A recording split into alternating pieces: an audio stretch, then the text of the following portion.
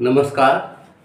आज हम बात करने जा रहे हैं एनवायरनमेंट मैनेजमेंट यानी कि पर्यावरण प्रबंधन पर। पर्यावरण प्रबंधन की जब हम बात करते हैं तो इसमें पहला शब्द आता है पर्यावरण। पर्यावरण जो कि परि और आवरण से मिलकर के बना है, यानी कि जिसने हमें हर ओर से आवृत किया हुआ है, वह सारा का सारा हमारा पर्यावरण है। प्रकृति ने जल, वायु, आकाश, ताप, प्रकाश, भूमि, वनस्पति प्रचुर रूप से उपलब्ध कराई है। जड़, जंगम और प्राकृतिक संसाधनों की यह नेमत निरापद रूप से हमें मिलती रहती है, और अगर इसके मिलने में कोई बाधा पहुंचती है तो संसाधनों की आवश्यकता महसूस होती है। प्रकृति प्रदत्त इन संसाधनों का संरक्षण ही प्राकृतिक संरक्षण कहलाता है। इस प्रकृति का संरक्षण ही पर्यावरण संरक्षण का वाहक बनता है। पर्यावरण से आशय मानव को हर ओर से घेरने वाले समस्त तत्वों से है।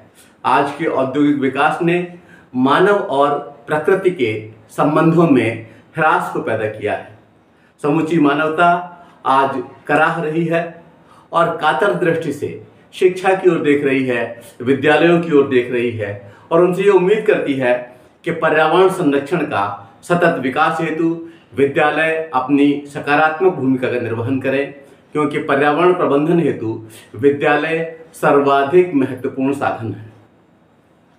तो आइए हम भी विचार करते हैं role of school in environmental conservation and sustainable development. पर्यावरण संरक्षण एवं सतत विकास में विद्यालय की भूमिका।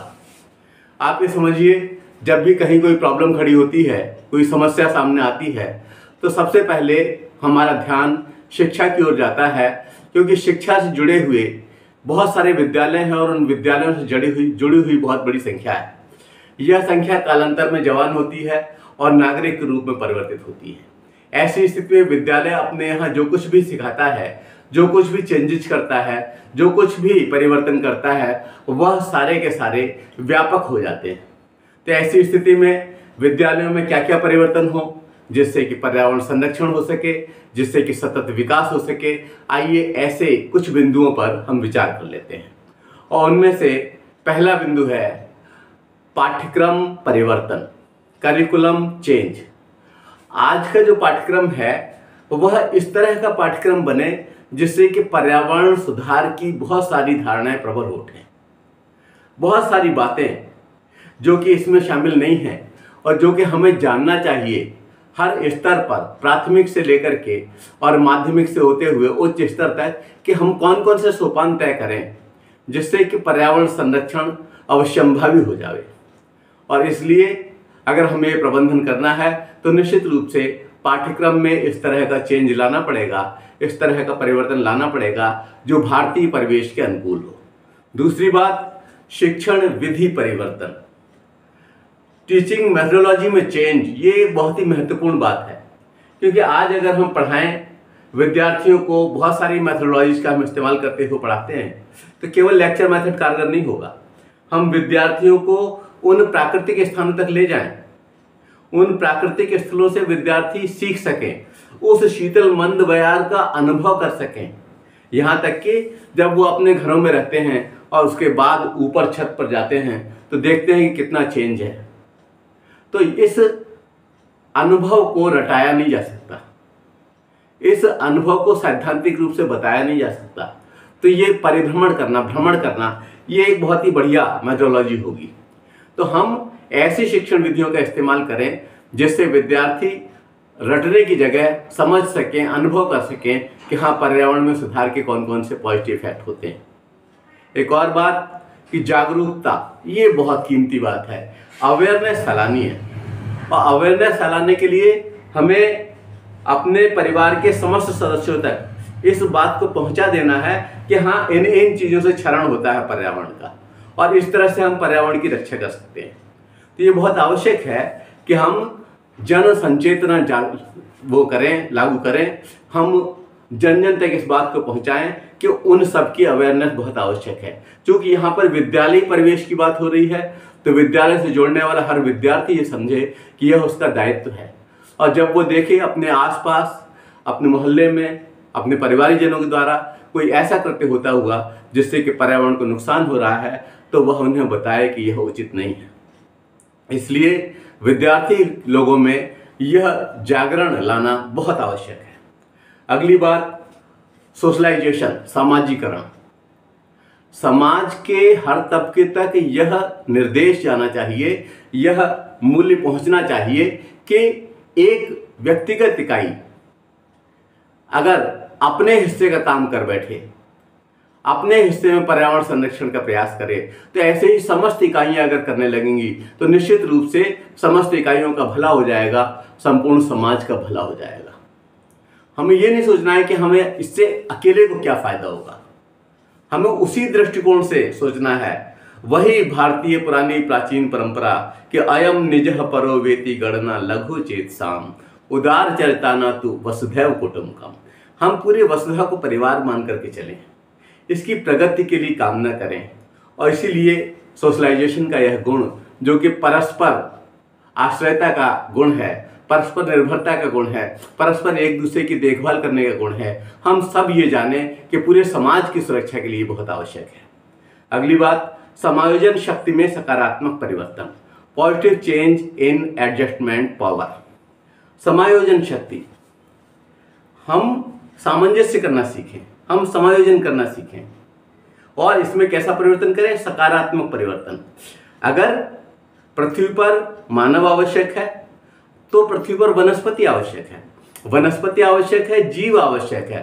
ये सारी की सारी जो व्यवस्था की गई है वह इस तरह की है जिससे कुल मिलाकर के पर्यावरण में संतुलन बन जाता है और वह खला नहीं आ पाता जिससे कि मानव को नुकसान होने लगे।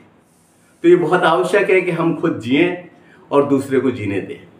हम इस तरह की व्यवस्था करें कि सबके साथ समायोजन करने की शक्ति हम में आए, चाहे वह पशु हो, चाहे वह पक्षी हो, उन सबकी कलरव भी आवश्यक है, वह झरने आवश्यक हैं, वह नदियां आवश्यक हैं। सही है कि हमें जीने के लिए बहुत कुछ चाहिए, लेकिन साथ साथ कहीं वह पुरानी व्यवस्थाएं ध्वस्त न हो जाएं जिससे कि अंततः हमको नुकसान उठाना पड़े।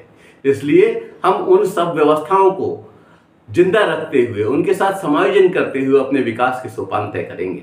इसलिए समायोजन शक्ति में सकारात्मक परिवर्तन की आवश्यकता है। नेक्स्ट, पुरस्कार व दंड का सम्यक प्रयोग, proper use of rewards and punishment.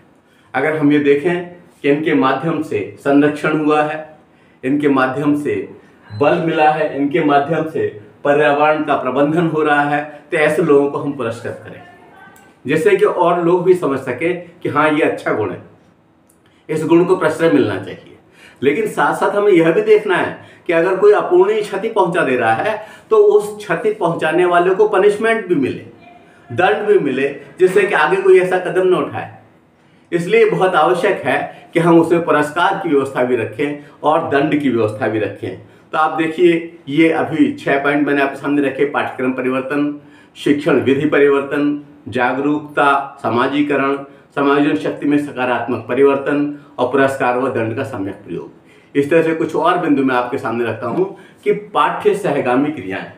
क्योंकि विद्यालय की भूमिका की बात हो रही है, तो विद्यालय में जो पाठ्य सहगामी क्रिया है, जो को करिकुलर एक्टिविटीज हैं, जो SUPW social utility productive work हम करते हैं, उन सबके साथ हम ऐसा समायोजन, ऐसी व्यवस्था बनाएं कि पाठ्य सहगामी क्रियाएं खेल खेल में हमको ये बता दें, उन सहगामी क्रियाओं करते हुए हमें ये लगे कि हाँ हमारा और इनका एग्जिस्टेंस सह अस्तित्व पर निर्भर है।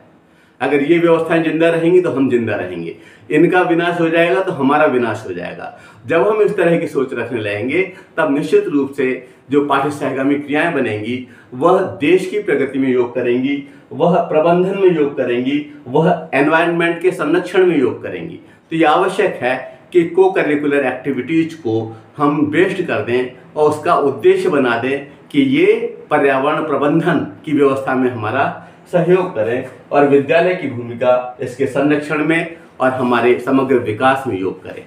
अगली बात, मनुष्य व प्राकृतिक संबंधों की प्रगाढ़ता। सामान्य रूप से कहा जाता है कि जो जो औद्योगिक विकास हो रहा है, मानव और प्रकृति के संबंधों में ह्रास आ रहा है। इसके पीछे कारण क्या है? जो वहाँ से वेस्टेज निकलता है, जो वहाँ से कार्बन डाइऑक्साइड निकलती है, जो वहाँ से विषैले तत्व निकलते हैं, उन्हें हमने खुला छोड़ दिया है। उन्हीं के प्रबंधन की आवश्यकता है। जो जल निकल रहा है गंदा होकर के, उसको साफ करके फिर हम नदियों में प्रवाहित करें। जो कार्बन डाइऑक्साइड निकल रही है उसको सोखने के लिए आज तो व्यवस्थाएं हैं, जैसे कि वह वातावरण पर्यावरण में न मिल पाए तो हम उन चिमनियों में उस तरह की व्यवस्था करें। तो अगर हम ये सारी व्यवस्थाएं करते हुए चलेंगे तो हम में और प्रकृति में रिश्ते प्रगाढ़ होंगे, और अगर ये रिश्ते प्रगाढ़ होंगे तो निश्चित रूप से ये पर्यावरण का सम्यक प्रबंधन ही होगा। इसलिए हम मनुष्य और प्रकृति आपस में गहरे अटूट संबंधों में बंधने का प्रयास करें। अगली बात, सौर ऊर्जा का प्रयोग। आज हम पेट्रोल का इस्तेमाल करते हैं, डीजल का इस्तेमाल करते हैं, और बहुत से इस तरह की शक्ति का इस्तेमाल करते हैं, कोयले का इस्तेमाल करते हैं। इसकी जगह अगर हम सौर ऊर्जा का इस्तेमाल करने लगें तो उस सौर ऊर्जा के इस्तेमाल से हम प्रकृति को संरक्षण प्रदान कर सकेंगे। हम प्राकृतिक ऊर्जा का इस्तेमाल करेंगे और प्रकृति के बीच रह सकेंगे। हमारे और प्रकृति के रिश्तों में बहुत सुधार आ जाएगा, और जगह जगह जो हमारे खर्चे हो रहे हैं और इन खर्चों की वजह से जो हम बहुत सारी व्याधियों से ग्रस्त हो रहे हैं वह सब बच जाएगा। तो बहुत आवश्यक है कि सौर ऊर्जा को हर स्तर पर बढ़ावा दिया जाए और विद्यालयों में भी इसके बढ़ावे की व्यवस्था हो। अगला बिंदु, प्राकृतिक पर्यटन को बढ़ावा। हम जिस तरह से बहुत जांबाजी के खेल खेलते हैं, हम क्लाइंबिंग का खेल खेलते हैं, हम पहाड़ पर चढ़ने की व्यवस्थाएं रखते हैं, ठीक इसी तरह से हमारे ये भी प्रयास हों कि हम प्राकृतिक पर्यटन को बढ़ावा दें, प्रकृति के बीच जाएं, प्रकृति के उस नैसर्गिक सौंदर्य को देखने का प्रयास करें, उस नैसर्गिक सौंदर्य से मानव मात्र को मिलने वाले फायदों के बारे में बात करें। हमारी टोलियां विद्यार्थियों के उनके बीच जाएं। इसी तरह से जो पर्यटन के परिक्षेत्र हैं वह परिक्षेत्र भी इस तरह से विस्तार पाएं कि लोग जाकर के देख पाएं कि हाँ कौन कौन से क्षेत्र हैं जहाँ पर कि भारत में नैसर्गिक सौंदर्य बिखरा पड़ा है, प्राकृतिक सुषमा बिखरी पड़ी है, और उसको देखने के लिए लोग आए। वहाँ पर हम इस सौंदर्य को गढ़ें, वहाँ पर हम इस तरह की व्यवस्थाएं करें। अगर मान लीजिए हम बहुत अच्छी कलाकृतियां भी बना रहे हैं तो उसके बीच अगर कहीं प्रकृति के बीच से होकर गुजरना पड़े, कहीं वनों से जंगल से जंगम से होकर गुजरना पड़े, तो निश्चित रूप से उसका भी एक फायदा होगा और हमारे और प्रकृति के संबंध बेहतर बनेंगे। एक और बात, सकारात्मक दृष्टिकोण का विकास। आज हमें सोचते हैं कि एक पेड़ कट गया तो क्या हुआ, एक एक कट करके अनेक कट जाते हैं, और शहरों में तो ये देखने को मिलता है कि अगर छत पर चढ़ा जाए तो दूर दूर तक कोई वृक्ष दिखाई नहीं पड़ता। कहीं सड़क के किनारे, कहीं विद्यालयों के बीच में, और कहीं बड़े लंबे दीर्घकालिक विस्तारों के बीच में कुछ वृक्ष दिखाई पड़ते हैं। और जिस तरह के वृक्ष आज से 20 साल पहले, आज से 30 साल पहले दिखाई पड़ते थे, उनका अभाव होने लगा। तो आवश्यकता इस बात की है कि हम सकारात्मक दृष्टिकोण का विकास करें। बहुत सारी चीज़ें, बहुत सारी हरियाली हम जहाँ भी बना सकते हैं वहाँ बनाएं। अपने यहाँ किचन गार्डन से लेकर के छत पर भी हम अगर क्यारियाँ बना सकते हैं और प्रकृति के संरक्षण में कोई योग कर सकते हैं तो वह हमारे माध्यम से होना ही चाहिए।